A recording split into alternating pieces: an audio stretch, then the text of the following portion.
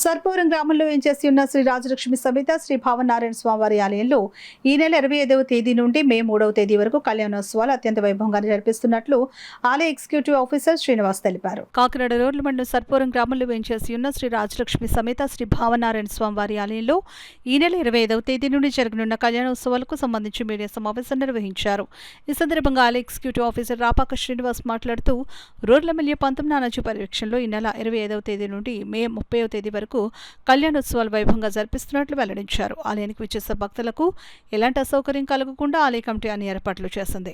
ధ్వజారోహణ అంకురార్పణ కార్యక్రమం ప్రారంభంలో 27వ తారీఖున సాయంత్రం 9 గంటలకు స్థానిక శాసనసభ్యులు పంతం నానాజీ గారి వారి దంపతులచే స్వామివారికి పట్టు వస్త్రాల సమర్పణ మరియు శ్రీయుత ఉప కమిషనరు, ప్రాంతీయ సమితి కమిషనర్, దేవాదాయ కమిషనర్ యొక్క ఆదేశాల మేరకు ఈ యొక్క కళ్యాణోత్సవంలో అత్యంత వైభవంగా జరుగును.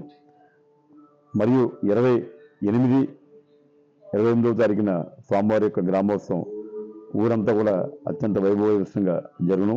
1వ తారీఖుని స్వామివారి యొక్క సముద్ర స్థానం, చక్ర స్థానం సముద్రంలో జరుగును. 2వ తారీఖుని శ్రీ పుష్పోత్సవం, ఈ గ్రామస్తులందరూ మహిళలచే స్వామివారికి పుష్పోత్సవం జరుగును. 3వ తారీఖున స్వామివారి తెప్పోత్సవ కార్యక్రమం జరుగును. కావున 50 మంది భక్తులు ఈ యొక్క కార్యక్రమంలో ఇచ్చేసి స్వామివారి యొక్క ఆశీస్సులు పొందవలసిన కోరుతున్నాం.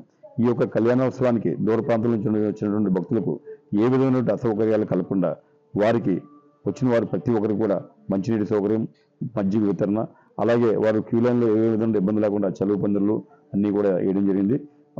వివిధ డిపార్ట్మెంట్లు, revenue department, police department, panchayat department, fire department, అన్ని డిపార్ట్మెంట్ల సహకారం తీసుకొని ఈ యొక్క కార్యక్రమం గ్రామ నాయకులు, అలాగే ప్రముఖులు, అలాగే రాజకీయ నాయకులు అందరి యొక్క సహకారం తీసుకుని ఈ కార్యక్రమం చేయడం జరుగుతుంది.